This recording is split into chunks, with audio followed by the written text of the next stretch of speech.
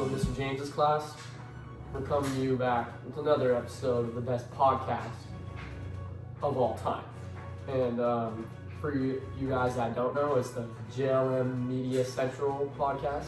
We come to you guys with some funny stuff and tell you guys some interesting facts. But today we're going to go with COVID-19 and the economical, psychological, and political effects that it had on not just the country, but the world.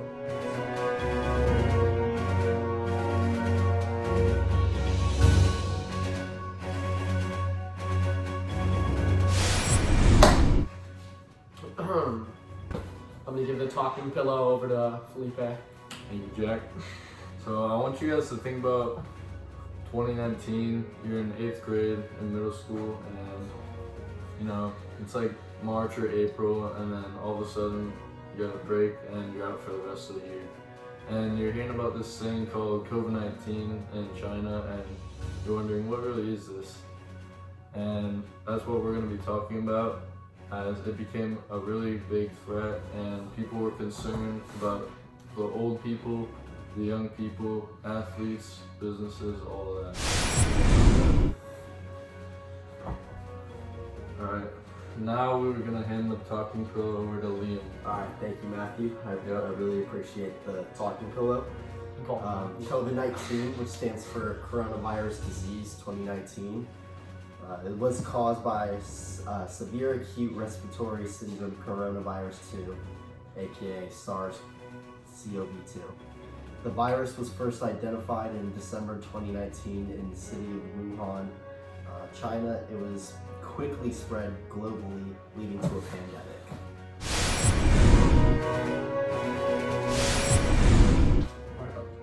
Alright folks, now let's get into the serious business and start with these articles. And first off, we're looking at Now 8 News, titled COVID-19 Found in Toilet Paper. The author of this article starts by talking about how masks and hand sanitizers are being bought up by people all over the US, and for some reason they can't stop buying them and selling out the stores. This is being reported by a fake news website that is known for putting out misinformation. And Snopes, a fact-checking website, and other sources proved how the information in this article is false, and they even made up quotes with random people that don't exist in the CDC. The target audience for this publication is lazy consumers of the internet who are likely to believe the first thing they put their eyes to. The writer's perspective is to not buy or stock up on toilet paper, as it gave over 6,000 people in Washington COVID-19, even though this is false. They make these claims sound super serious and trustworthy at first glance by mentioning known agencies like the CDC and use slanted language such as the virus breeds rapidly in the tissue of the toilet paper. The key issue is the writer's concern on rising COVID-19 rates from the purchasing of toilet paper from local stores. And the main critical lens that kind of comes out from this is psychological, and it also blends in some economic lenses as it talks about people buying up stuff out of the stores. But it really is psychological, as it talks about the behavior of people and how it's affecting the mental health. So, Felipe. Yeah. So, economically, so you'd say the toilet paper's made a whole lot of money. The toilet paper companies made a lot of money. Yeah, well, I would say just stores in general during that time, they had a lot more profits because people were kind of bundling up on all these safety measures. Like toilet paper you need, obviously. Hand sanitizer you need because people wanted to stay clean, and it kind of became germophobic. So I think they just bought all this I learned stuff. this in econ today. Supply and demand, people. People need toilet paper. They don't know why they needed toilet paper. They just needed toilet paper. So the store goes, oh, these people really want toilet paper. It's selling out. Yeah, because if there's no toilet paper left and they need it, what are they going to do? So let's make the price really high. That's where all the profits Come on now. That's what I'm saying. Hold up. So unlocking the lock from Felipe and locking in and Jay. So, with the source that I use, the author is explaining about how adults, just anybody 18 and above got really badly affected by it. Mentally, psychologically, we got very, very affected. And honestly, I couldn't experience that because when this was happening, we were what, 14, 15 years old? We were young. We were freshman year of high school, young bucks, going to Save Mark before school, buying some candy. And but apparently, 4 out of every 10 adults were reporting symptoms of depression or anxiety. And this was due to this is just due to just nobody being able to leave their house. Like, oh, I get to stay at my house all day. Why don't I just, and okay, they are depressed because of the drug abuse that was happening. COVID-19, drug abuse really just skyrocketed. A lot of people were doing violent and doing a lot of drugs because they didn't have anything better to do. There was nothing better to do in their day because they couldn't go do anything else. They couldn't work, they didn't have their job. People were sad because some people got screwed over with their job and they wanted to just have something to make a pay go away. That was not very smart. And that's why this number grew to 4 out of every 10 adults were depressed or had a lot of anxiety due to this pandemic. And this is being reported on KFF. If you would like to read more issues on the mental health issues in the pandemic, brought not only by our country but this world, this article is being directed towards the general public in America and to make people aware of the fact that they are not alone. And everybody is suffering. Also, just letting civilians know to not give up and do something about your mental health before it gets out of hand. You go buy a drug or something that you probably shouldn't be buying because you know it's gonna mess up your life. This article just shows the psychological negative effects that it had on the country, but this is also all around the world. It was ages from 18 to 24 that took the biggest blow though. So think. Why, isn't that weird? Wouldn't you think it'd be the people who they have kids and they have big time jobs that they need to be at? Parents. Yeah, don't you think they would take the biggest hit in this? But apparently, 18-year-olds, 18 through 24-year-olds, but okay, here's why I can see how it makes sense, because I'm reading the article. They got college, the thing about a lot of those kids, they gotta go to college, they're kids, a lot of kids want to experience that, with stuff like maybe that. they have to do online classes. Yeah, online classes, like, oh, why don't I just stay here and do drugs? Oh, you probably shouldn't do that. And kids are stressed out, COVID-19, they can't go to their classes and stuff, and why else would you go to college, bro? Like, imagine being a senior in college, you can't go out, party like you want to because COVID-19, you can't go to your classes, you can't have the typical college experience. We experienced a little bit of that. Freshman year of high school, we didn't really have a real first year of high school until sophomore year, so, that sucks. But yeah, that's all for me. It's a good article. You guys can go and read it. Jack, how biased do you think that article is? Like I said earlier, I don't think it was biased. I thought it was good information. They weren't honestly, if anything, I'm being more biased than the article was. I genuinely am exaggerating. It really messed up adults and stuff like that. Just mentally. Do you think it could have persuaded them in any way, the readers? Did you get persuaded? Here's the thing. I was reading it. I didn't really feel it wasn't persuaded.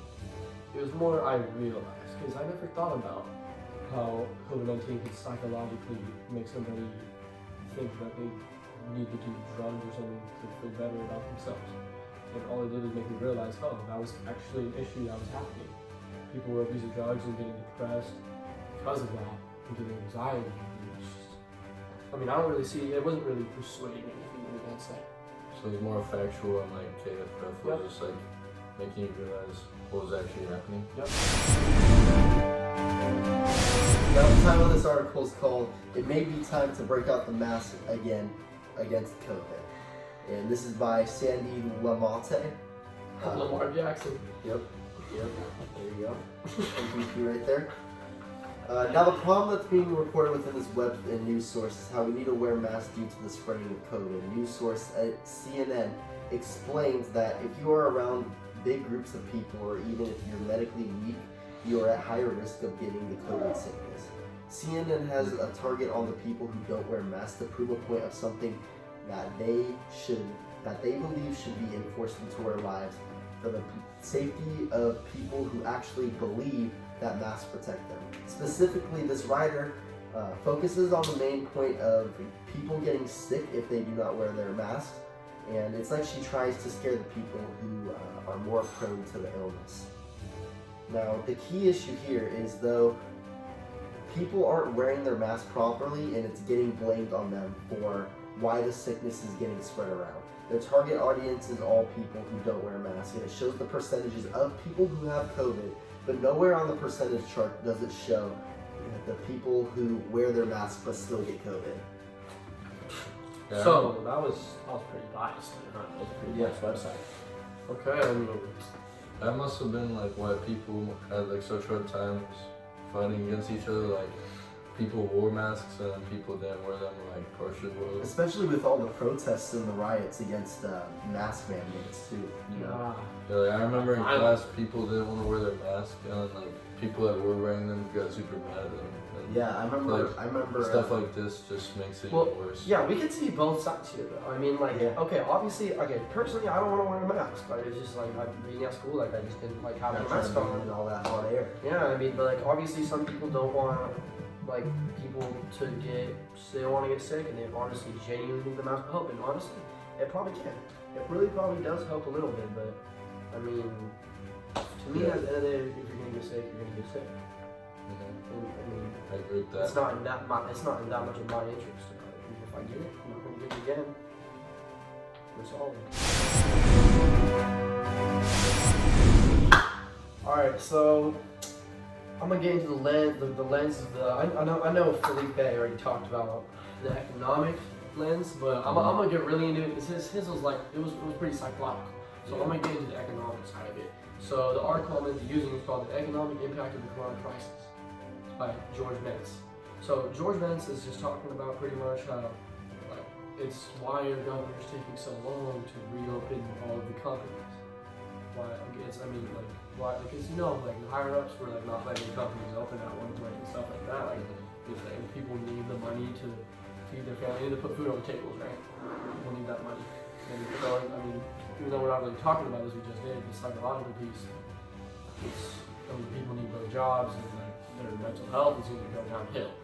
But anyways, so like people were just getting negatively affected, but other companies were getting benefit. Felipe said earlier, the stores are getting benefited. Some restaurants, because they just did like a pickup order. Like, I don't think DoorDash is really in COVID because it's legal everywhere.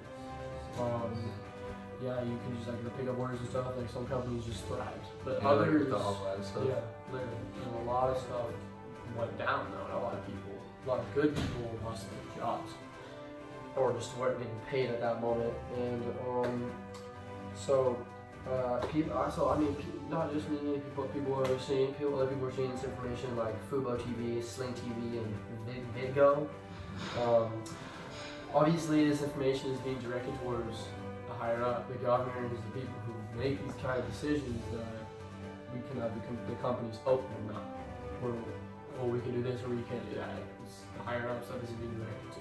It's not being directed to everyday citizens. But I mean, I guess it could be just to get people's opinions more on that side of reopening the companies. But so yeah, this was mainly being projected out by Max News.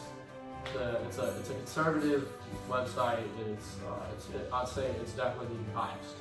It's saying that the companies need to be reopened. Right? They're making that claim, and I mean, yeah, it's being directed towards the main citizens because they're trying to get people to follow them, obviously. But this can, like I said earlier, this can be looked through a psychological lens, but mainly I'd say it's an economic lens. People need the money to go buy their wants and needs, and I mean, supply and demand was all over the place during COVID-19. So economically, I can't really tell you if America got affected negatively or positively by COVID, but There were ups and downs for sure. there were ups and downs and pros and cons. So, you guys, we're leaving now. JLM will come out with a new episode soon. I hope you guys are excited to see it. Hopefully, you're entertaining. Gave you guys a couple laughs. but also hope we educate you guys on our topic. Yep, next episode, we're going to be going over who will win the election, Donald Trump or Joe Biden. Yep. Also, we'll get into some, like, who would win in a fight, a gorilla or a bear. You got to add in some of those Get more into topics too. lizard tails. Got to really dive into all areas. Personally, I think I could take a hyena in a fight. Catch the class of Mr. James on the flipper skippers. You gotta say, Liam? Yep. I'm out, baby. Oh, we love that. Catch bulls in the flip.